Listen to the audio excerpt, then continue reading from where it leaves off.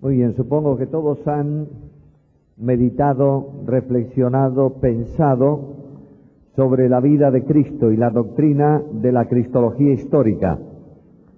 Cuando hablamos de cristología histórica, no estamos hablando de un relato histórico de Cristo, sino de una manifestación de la única doctrina sobre la persona y la obra de Jesucristo desde el contexto de la historia. Jesús es un hombre del tiempo y de la historia. Sin duda alguna es Dios manifestado en carne, lo hemos visto a lo largo del tiempo. Pero porque es Dios manifestado en carne, tiene una historia humana que comienza con la irrupción de Dios en esa historia mediante la encarnación y progresa después del nacimiento de Cristo en un relato de acontecimientos que comprenden una parte de la historia perfectamente medible de más o menos 33 años aproximadamente. La historia de Jesús concluye desde el punto de vista de la trayectoria humana en identidad con nosotros, es decir, manifestado en carne como la nuestra, concluye en una cruz. Y concluye, si lo preferís mejor, en el cierre de un sepulcro sobre su cuerpo muerto. Ahora, no es ese el final de la historia de Jesús, sino todo lo contrario. Dios, en la resurrección de Cristo, irrumpe de nuevo a perpetuidad en la historia humana y hace de esa historia una vinculación absoluta con la misma deidad, de manera que tenemos un hombre glorificado, sentado hoy en la majestad de las alturas. Esta manifestación admirable de Jesucristo el Señor, Dios entre los hombres, habla también de un encuentro en salvación. La resurrección y la muerte son dos únicos elementos que hacen posible la salvación. Sin muerte no habría redención, ni justificación, ni expiación, ni propiciación. Sin resurrección no hay vida, porque Dios, el Espíritu Santo, nos une al resucitado para que la naturaleza suya, naturaleza de Dios, se convierta en espíritu vivificante, de manera que nosotros, unidos a Cristo, seamos hechos participantes ¿de qué cosa? De la divina naturaleza.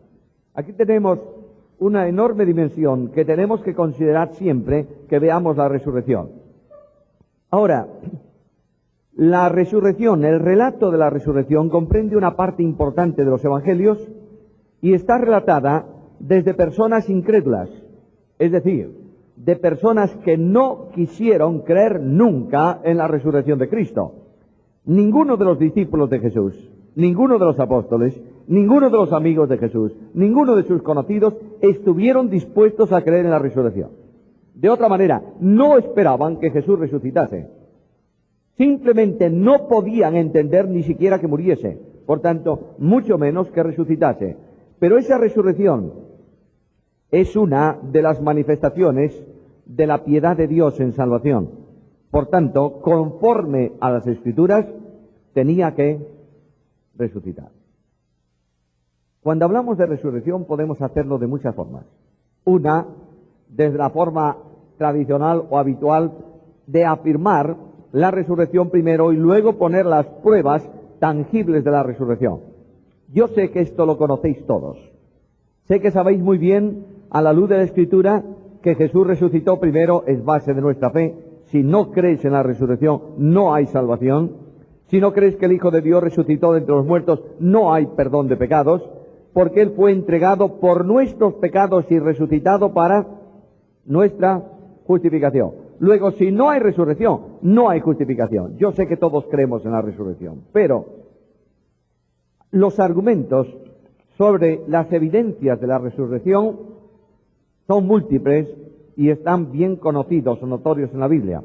De manera que podemos argumentar, por ejemplo, la resurrección evidenciada sobre la mentira de los propios judíos, que afirmaban que los apóstoles, los discípulos, vinieron de noche y cuando la guardia romana estaba dormido, ellos tomaron el cuerpo y lo llevaron. ¿Quién da testimonio de eso? Los mismos guardias romanos. ¿Cómo sabían que habían sido los discípulos si estaban durmiendo? No podían saberlo. Es una burda mentira para justificar lo injustificable. Pero no me interesa tanto considerar hoy con vosotros la resurrección desde esta óptica, sino que vamos a estudiarla primeramente desde las fuentes y los hechos mismos de la resurrección. Las fuentes que transmiten la resurrección son de distinta índole. En primer lugar, están fuentes confesionales, es decir, aquellas fuentes que circulaban como evidencia o manifestación de fe en la iglesia primitiva. Dentro de las fuentes confesionales hay tres tipos: fuentes simples, fuentes ampliadas y fuentes completas. Abramos la Escritura para ver un ejemplo de fuente simple. Filipenses capítulo 2, versículo 11. ¿Qué dice? Lo leemos, por favor. Dios le exaltó hasta lo sumo. Si anteriormente ese pasaje dice que estuvo muerto, ¿qué quiere decir? Que resucitó. Esa es una confesión simple de fe. Otra confesión ahora ampliada, un ejemplo de confesión ampliada. Romanos 1, 1 al 4. De manera que en esa cláusula es una cláusula de fe bastante amplia, en donde se habla del Evangelio de Dios que ha sido proclamado acerca de Jesucristo el Señor, que además era linaje de David, que estuvo muerto y finalmente esa cláusula dice que fue levantado, es decir, que resucitó de entre los muertos. Como veis, frente a una definición rápida, breve, hay otras definiciones ampliadas un poco más altas, más amplias. Y finalmente menciono una que vamos a tener delante, que es una confesión de fe completa. Primera carta a los Corintios, capítulo 15, versículos 1 al 11. Aquí tenéis una amplia declaración de fe. Una declaración de fe que tiene que ver con la síntesis del Evangelio que Pablo y los apóstoles predicaban y que comienza diciendo que Cristo murió por nuestros pecados, que Cristo fue sepultado, que Cristo resucitó al tercer día y luego presenta evidencias de esa resurrección. Se apareció a Cefas, se apareció a los 12, se apareció a 500 hermanos y finalmente se me apareció a mí. Por tanto, aquí tenéis una declaración de fe amplia, tres fuentes, por tanto, en la base de fe. ¿Por qué estudiar la resurrección de esta manera si tenemos los evangelios? El mundo liberal niega la historicidad de los evangelios. No sé si sabéis lo que estoy diciendo. El mundo liberal dice que los evangelios no son relatos históricos de la vida de Cristo, sino que son composiciones pseudo-históricas para justificar la fe que la Iglesia tenía en Cristo.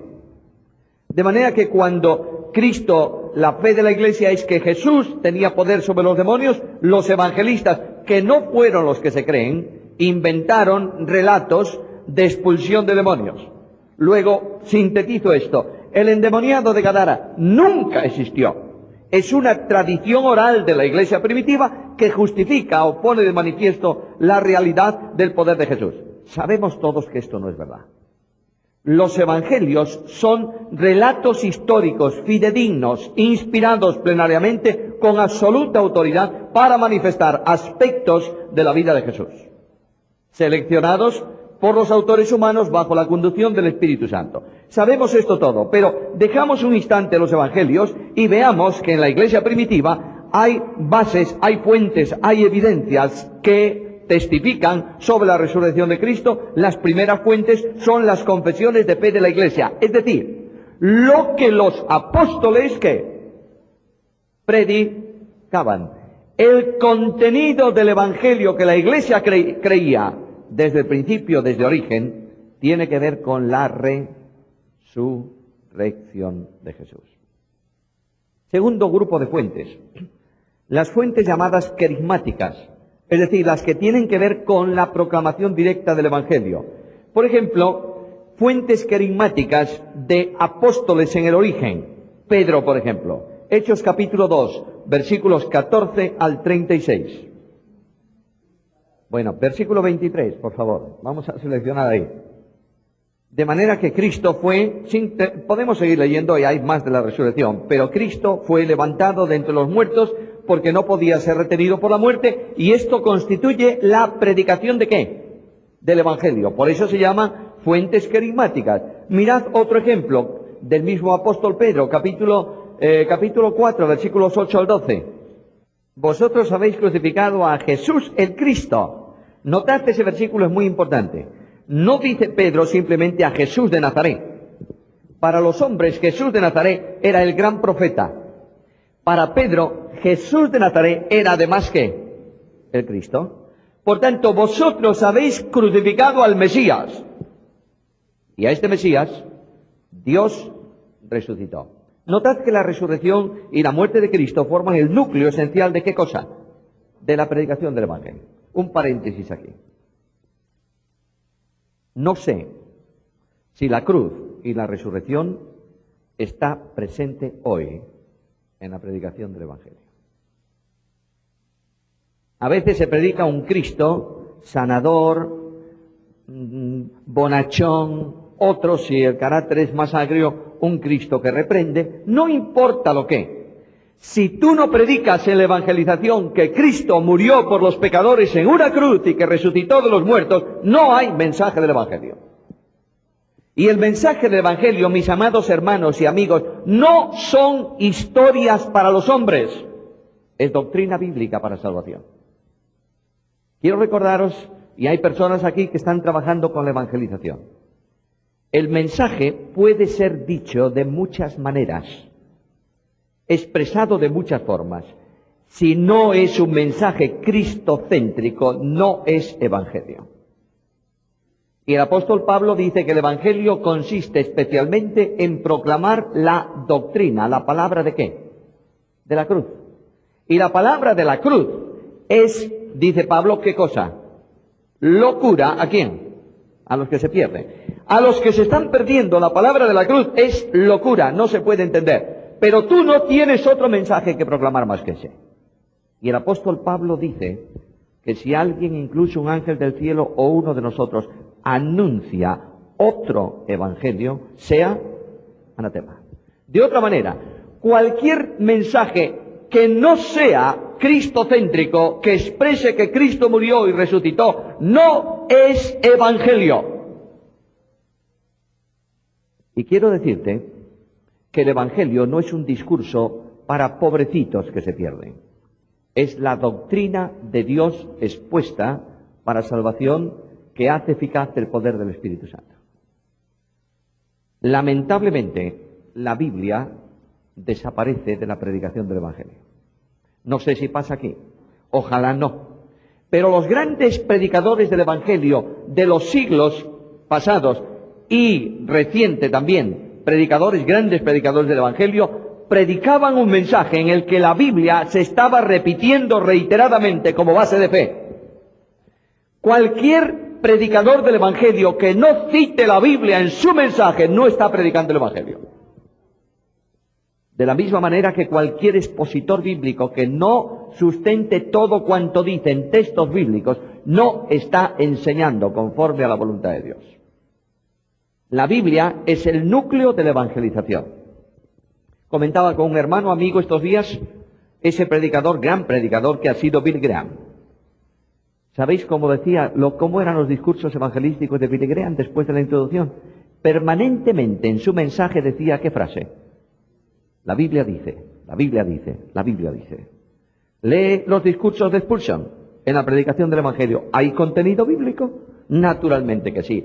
No hay posibilidad de ser de bendición ningún mensaje de los hombres. Dios no bendice palabras de hombre, bendice su palabra y honra su palabra. Por tanto, hemos de predicar la palabra. Aquí tienes hombres en Hechos de los Apóstoles, apóstoles de Cristo, que están predicando un contenido doctrinal profundo en la evangelización. De la misma forma que hay fuentes carismáticas, fuentes evangelísticas en Pedro, también a San Pablo. Menciono un ejemplo de los muchos, Hechos capítulo 13. Buscaré ahí un par de textos. Versículo 16. Bueno, ahora, por favor, el versículo 30 y 31. Bueno, no hace falta más, ¿verdad? Ahí está de nuevo, en un sermón evangelístico, ¿qué cosa?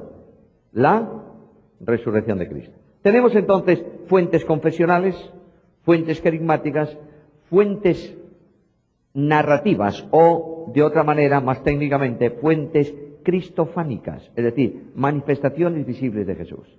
Estas fuentes se dividen también en dos, personales y apostólicas, según relaten manifestaciones a personas o manifestaciones a los apóstoles.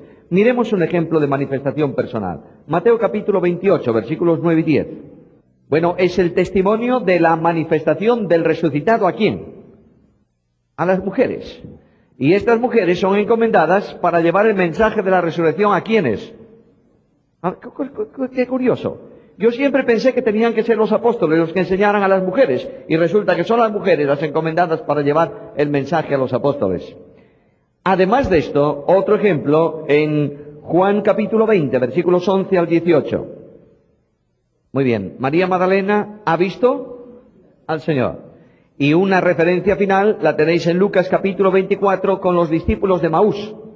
Es muy interesante ese relato porque a veces también hablamos muy mal de los discípulos de Maús. Decimos qué incrédulos, en fin, no sé cuántas cosas porque no conocieron al Señor.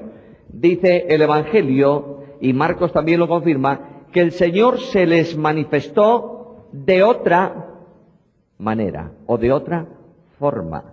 Luego la presencia visible de Cristo no adaptaba, no se manifestaba en la forma específica en que ellos estaban acostumbrados a verlos, sino de otra forma, en otro aspecto. Indudablemente, ese pasaje relata la incredulidad de personas que, a pesar de que conocían las Escrituras, no estaban dispuestos ¿a qué? A creer en la resurrección. Es Jesús el que tiene que manifestarles, abriéndole las Escrituras, todo el contenido de la revelación bíblica en el Antiguo Testamento que enseñaba que Jesús tenía que morir y tenía que resucitar. Ahora, es muy interesante notar que aquellos hombres, aquellos dos, posiblemente un matrimonio, cuando invitan a Cristo a entrar en su casa en Emaús y entra Jesús y comienza la intimidad de la comunión entre ellos y el Señor, dice que cuando se levantó para partir el pan, ellos le reconocieron. Muy probablemente, no está en el texto, pero todo induce a pensar que lo que ocurrió allí es que el Señor Jesús extendió sus manos para tomar el pan. Y en el momento en que extendió sus manos, sus brazos para tomar el pan, las mangas de su túnica con que viajó durante todo el camino se descorrieron y permitieron que aquellos vieran las señales de los clavos. Y ellos entonces conocieron que verdaderamente era el Señor. Bueno, ya tenemos tres fuentes de la resurrección. Miremos otra más. La fuente himnológica o de himnos de la iglesia primitiva. La iglesia primitiva cantaba. ¿Mucho o poco? Yo creo que bastante. Lo que ocurre con la iglesia primitiva es que los himnos de la iglesia primitiva tenían un gran contenido doctrinal. ¿Recordáis que la congregación cantaba salmos? Es decir, partes del salterio hebreo, cantaba himnos que son expresiones más largas de contenido espiritual y doctrinal, y cantaban canciones espirituales, partes más breves que expresaban de alguna manera una doctrina. Por ejemplo, una canción espiritual está en la carta a Timoteo cuando dice que este es grande el misterio de la piedad, Dios fue visto de los ángeles. Todo esto es una expresión sintética, pero hay himnos muy largos en las epístolas, en el contenido de las epístolas del Nuevo Testamento. Un himno de la iglesia primitiva es Filipenses capítulo 2, versículos 6 al 11. Y en esa declaración de fe de Pablo se recoge descenso, muerte y resurrección y glorificación del Señor. Otro himno, 1 Timoteo, ya que lo cité antes, capítulo 3, versículo 16. Busquémoslo, por favor. 1 Timoteo 3, 16. De manera que si Cristo fue recibido en gloria, ¿qué significa? Que resucitó. Finalmente, otra fuente son confesiones.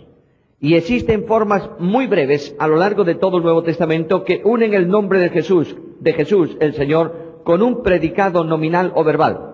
Por ejemplo, a Jesús se le llama Señor, ¿no es esto? A Jesús se le llama el Señor que vive o el Señor que ha resucitado. O una fórmula brevísima es esa expresión Maranatá. O algunos dicen Maranatá, el Señor viene o vuelve. Luego, si el Señor viene, si el Señor vuelve, es que el Señor ha resucitado. Y si Jesús es el Señor, ¿qué significa eso? ¿Que resucitó? Un señor que ejerce señorío no está muerto, está vivo. Bueno, una fuente más. Las fórmulas. Existen fórmulas de varios miembros en el Nuevo Testamento. Unas que unen la muerte con el significado de la salvación. Primera Tesalonicenses 4:14. Voy a citar unos cuantos ejemplos. Primera Tesalonicenses 4:14. ¿Qué dice? Bueno, ahí tienes una fórmula doctrinal. Creemos que, por tanto, consecuencia, se va a producir esto. Otras unen la muerte de Cristo con el poder que tiene el crucificado ahora como resucitado Señor. Romanos capítulo 1, versículo 3. Nosotros creemos que Jesucristo el Señor era linaje de David según la carne y continúa una fórmula de fe. Ahora, la fórmula que yo quisiera detenerme, un momento, es la que aparece en primera carta a Corintios, capítulo 15, versículos 3 al 8. Esa fórmula es una fórmula que se llama de 4 miembros y es posiblemente la fórmula más antigua que tenemos acerca de la resurrección de Jesús. Abrimos primera carta a Corintios, capítulo 15, versículos 3 al 8. Vamos a ir haciendo altos. Esa fórmula que Pablo expresa dice que primeramente ¿qué? Esa enseñanza no fue suya. Y ahora viene el problema. El problema radical aquí es determinar de dónde la recibió. Hay varias posiciones. La más probable, en la que yo creo, a la que me adhiero sin reservas, es que fue parte de la revelación que Pablo recibió directamente del Señor cuando se retiró a Arabia y estuvo un tiempo, habla de 3 años, estuvo allí recibiendo revelación de parte del Señor. Lo que estuvo Pablo haciendo ahí es reciclar su teología. Pablo era un hombre conocedor tremendo de las Escrituras y está tratando de ajustar lo que la teología de los judíos impedía por conceptualidad. Es decir, ellos tenían asumida un sistema y encajaban la Biblia en el sistema y Pablo tiene que romper el sistema para ver las cosas del Antiguo Testamento conforme a la voluntad de Dios. Probablemente Pablo lo recibió ahí. Yo creo eso. Pero hay otros hermanos que piensan que Pablo recibió esto como parte de la enseñanza fundamental, de la doctrina fundamental que se daba a los recién convertidos en la iglesia. Recordáis que cuando una persona se convertía en la iglesia primitiva, antes de ser bautizado, la iglesia normalmente le enseñaba, conforme al mandato de Cristo, le recordaba todo lo que Cristo había enseñado. Un paréntesis aquí. Cuando una persona se convierte en una de nuestras iglesias, aparte de contentarnos mucho y anunciarlo públicamente, ¿qué hacemos con él o con ella? Le damos un himnario, generalmente, para que pueda cantar nuestros himnos. ¿Es malo? No, es muy bueno. Y además, casi le asignamos un sitio en la congregación. En este banco no, porque es el que habitualmente usa don fulano de tal. Puede usted sentarse por aquel lado. ¿Y qué más? Muy poquitas cosas más. Cuando una persona recibe a Jesús hay que poner a otro creyente a su lado que le instruya en ¿qué? En la doctrina fundamental. Un recién convertido no le puedes hablar de la unión hipostática, ¿está claro? Naturalmente. Pero tienes que hablarle que Jesucristo es el Señor. Y demostrarle con la Escritura, darle con la Escritura una panorámica urgente de base de fe para que él pueda saber qué cosa está creyendo y qué cosa está enseñando el Señor. Es probable que Pablo recibiese una cierta instrucción en este sentido, pero la formulación de Pablo es mucho más extensa que para reducirla a un aprendizaje de este tipo. También puede ser que Pablo haya recibido esto de otras personas. Por ejemplo, el Señor envió, cuando Pablo estaba ciego en la prisión, ¿a quién? ¿Cómo se llamaba aquel hombre? Ananías. Lo cierto del caso es que Pablo dice que lo que él está enseñando no es invención suya, sino que lo recibió. Sigamos. Primera cuestión, esa fórmula expresa 3 cosas o 3 hechos. Cristo murió. Segundo, Cristo fue sepultado. Tercero, Cristo resucitó. Todo eso está vinculado con algo. Cristo murió, ¿por qué? Por nuestros pecados. Luego, la muerte de Cristo no fue un accidente histórico, fue algo que tenía que ocurrir soteriológicamente para pagar el precio de nuestros pecados. Segundo, Cristo resucitó. ¿Cómo? Conforme a las Escrituras. Luego, el acontecimiento no es una novedad, estaba ya anunciado. Y tercero, Cristo se apareció, ¿cuándo? Al tercer día. Luego, en esa manifestación, la muerte se vincula con el precio por el pecado, la resurrección con lo que Dios había determinado y la aparición con la evidencia de que aquel que había estado muerto realmente al tercer día no fue 2 horas después de la cruz, fue ya un tiempo después, evidencia de que Jesús había muerto y había resucitado. Ahora, la resurrección y las apariciones del Señor se producen en un lugar concreto, donde el resucitado entra de nuevo en la historia y se inserta definitivamente en la historia de la humanidad. Entró por la concepción como hombre, murió, fue resucitado y entra de nuevo en una nueva historia en la cual todas las cosas viejas son hechas nuevas. Ahora, no es necesario entender claramente que la experiencia de las apariciones, es necesario entender que la experiencia de las resurrecciones, y esto prestad un momento de atención, por favor, no es constituida, sino constituyente.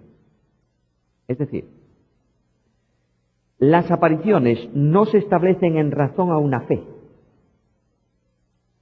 sino que las apariciones constituyen evidencias de fe. ¿Está claro? De manera que Pablo utiliza unas cuantas pinceladas sobre el encuentro del resucitado con personas. En primer lugar, Pablo habla de que Pedro vio al Señor. Mirad ahí el versículo 5 al 8 de nuevo, por favor. Muy bien, apareció a Cefas. La estructura del texto griego es compleja. Esa expresión apareció a Cefas puede ser traducida o entendida de esta manera. Primero, Cristo fue, lo permite el griego, Cristo fue hecho visible a Cefas.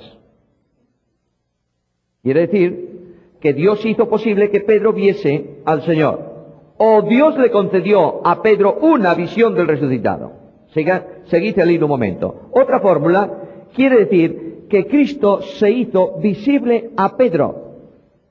Y otra fórmula es que Pedro realmente vio a Cristo.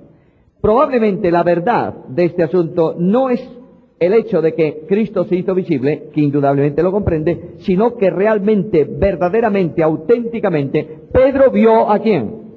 A Cristo, al Señor resucitado. Por tanto, ahí hay unas afirmaciones muy importantes y en esta fórmula se manifiesta el hecho de la muerte y de la resurrección del Señor. ¿Es así?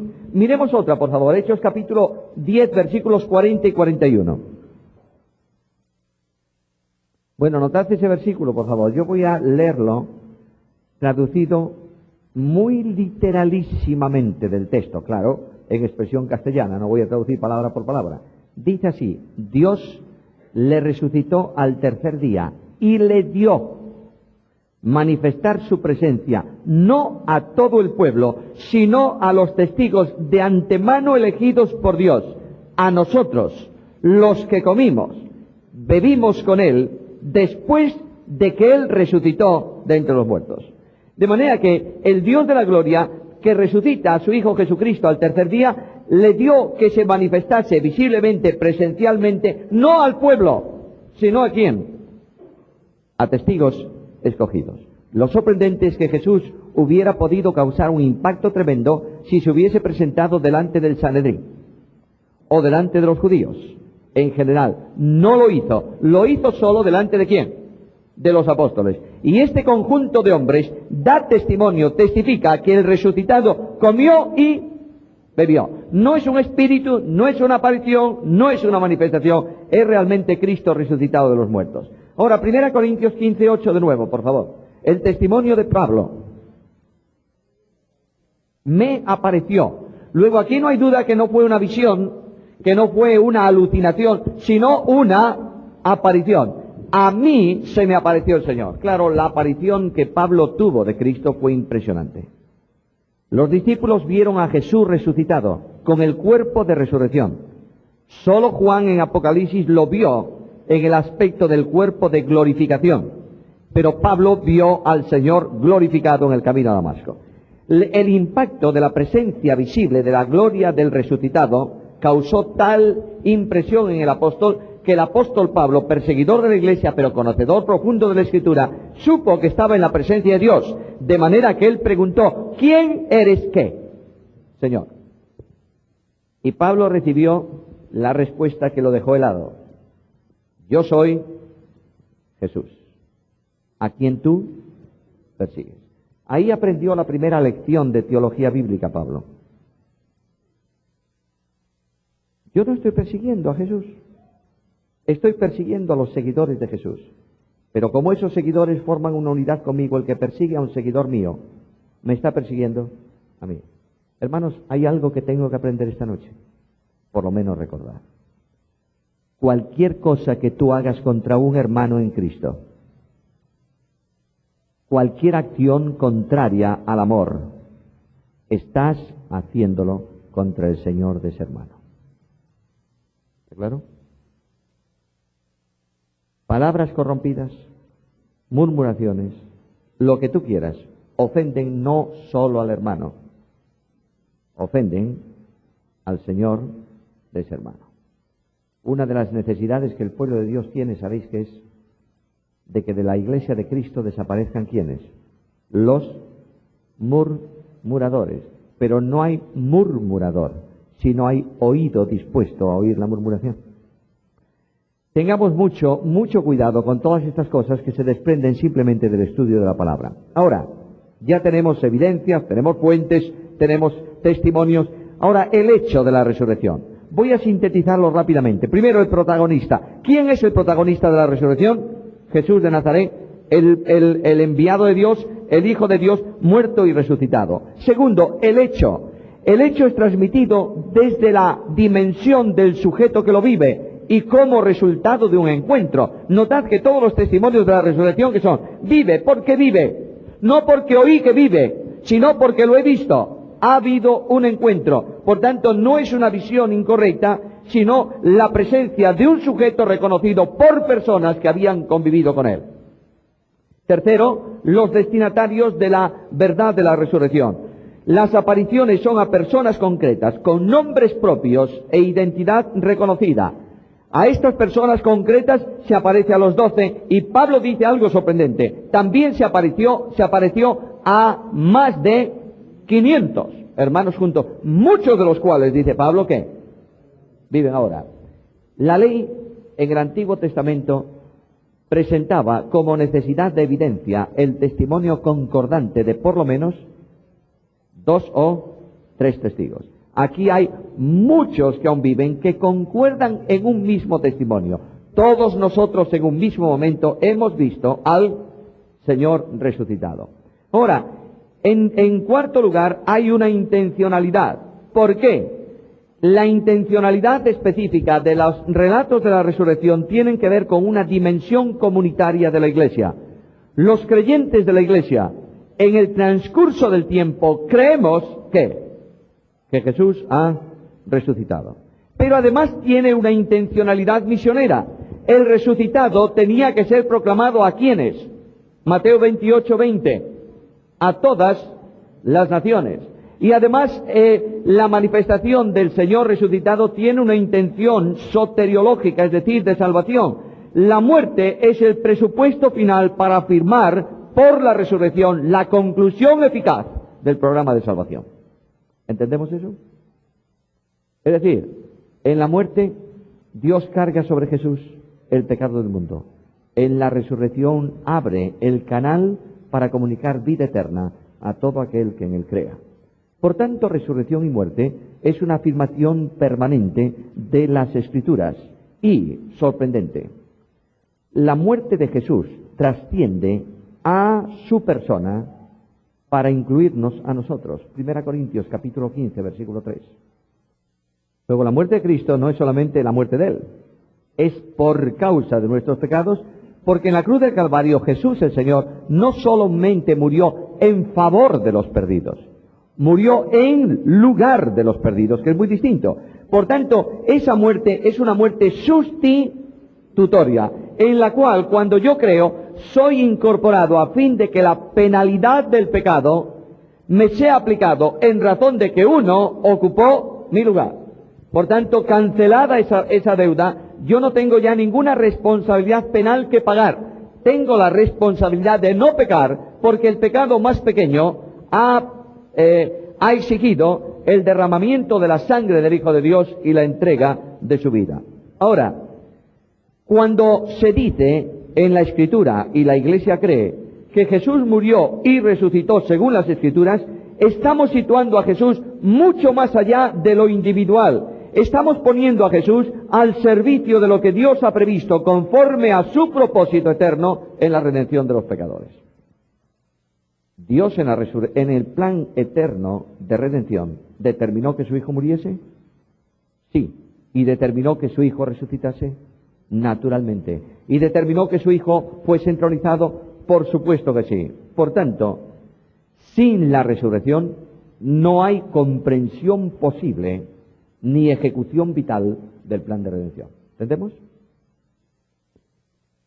¿Cuáles son las consecuencias temporales? Hemos visto, por favor, consecuencias salvíficas. ¿Está?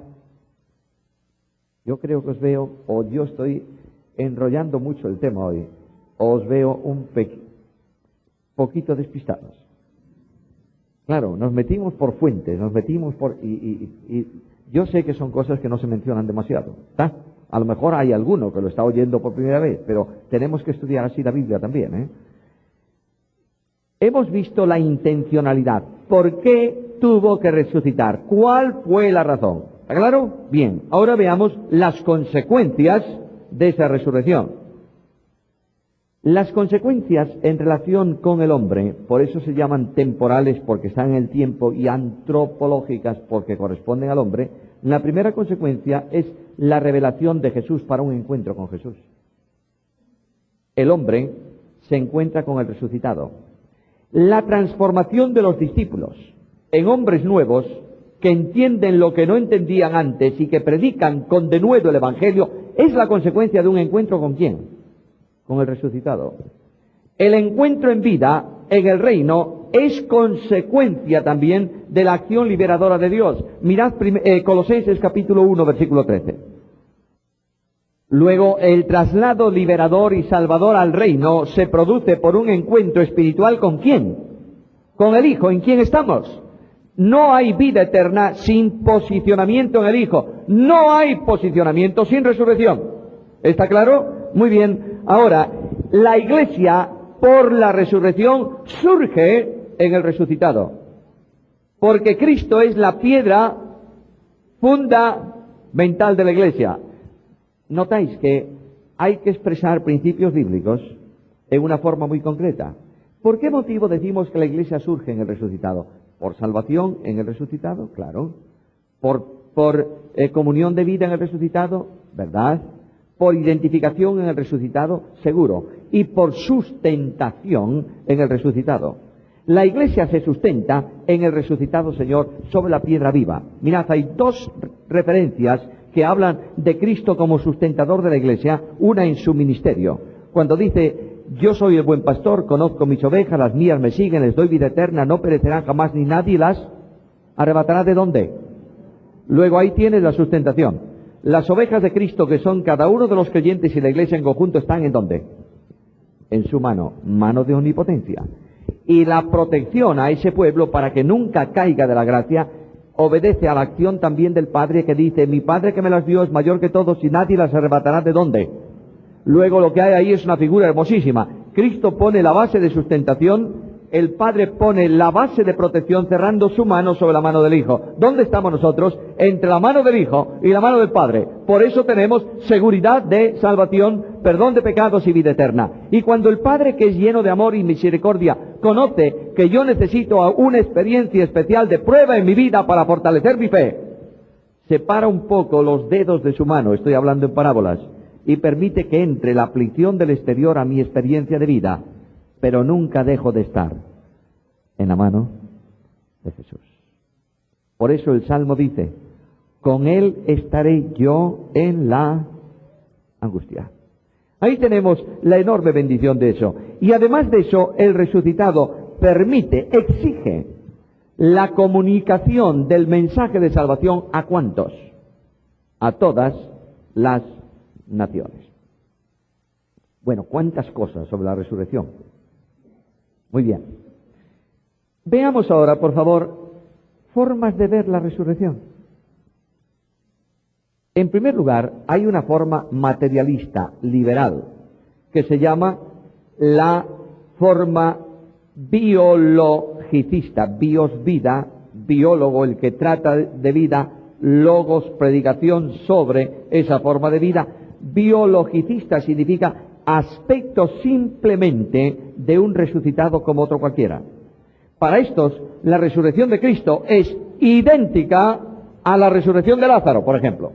Simplemente una suspensión de la muerte temporal para un retomar a la vida biológica, y luego después se produciría en el tiempo la muerte. Hay cientos de malos libros que dicen que en la cruz Jesús no murió.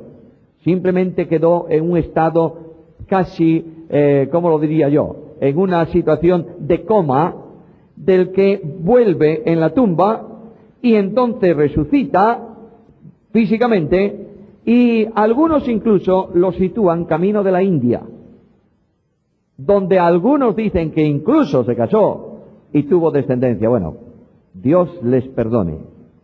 Pero lo que es cierto que es la forma más natural, pero menos espiritual, de ver la resurrección.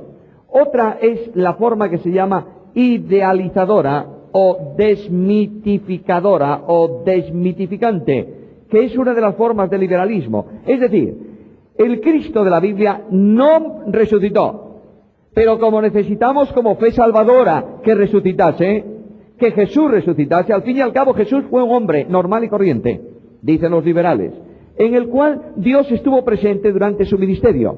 Pero en la cruz del Calvario, Dios abandonó a ese hombre y ese hombre murió, nunca más resucitó. Pero como quiera que el Dios que lo habitó vive, la Iglesia inventó una resurrección. Esto hay que desmitificar, desmitologizar la Biblia.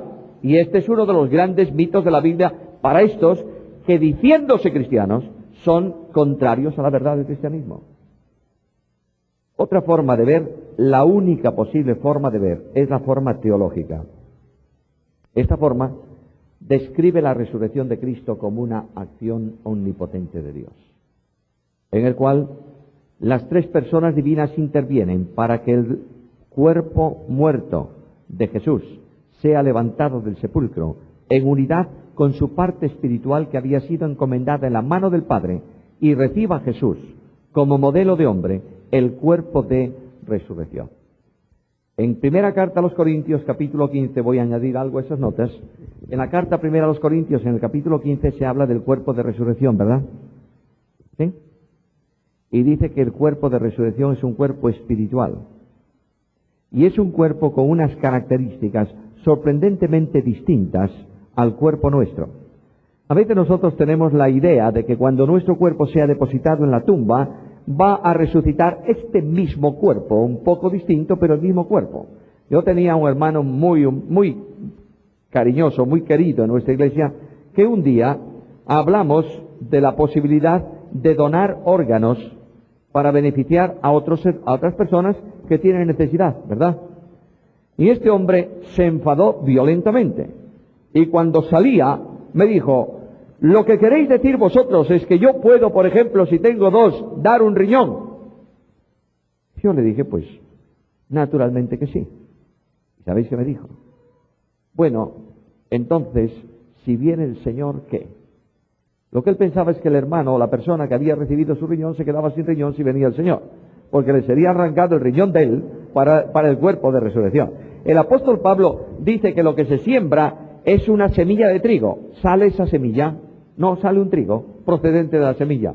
La identidad de ese trigo que sale es el resultado de la comunicación de vida propia de esa semilla transformada en otra cosa, ¿no es esto? De la misma manera, nuestro cuerpo que es enterrado no va a salir así, sino que va a sernos dado un cuerpo nuevo de resurrección en identificación personal con la persona que ha muerto y ha sido sepultada. ¿Lo tenemos claro? Si no, el proceso sería tremendo. Tú imagínate un cristiano que es entregado en un circo romano a las fieras. Parte de ese cristiano se lo ha comido un león. Parte de ese cristiano ha sido incorporado a la propia naturaleza del león porque se recibió alimento.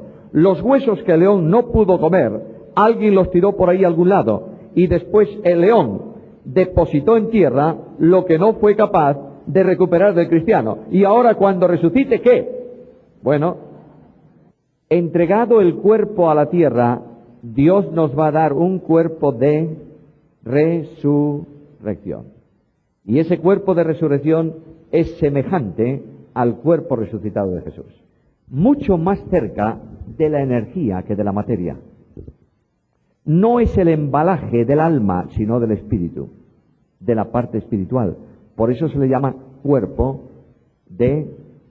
espiritual. Mirad, ya que tenemos la Biblia abierta, en 3 minutos permitidme mencionar esto, porque creo que tiene que ver con la enseñanza de la resurrección. Primera carta a Corintios, capítulo 15, versículo 42.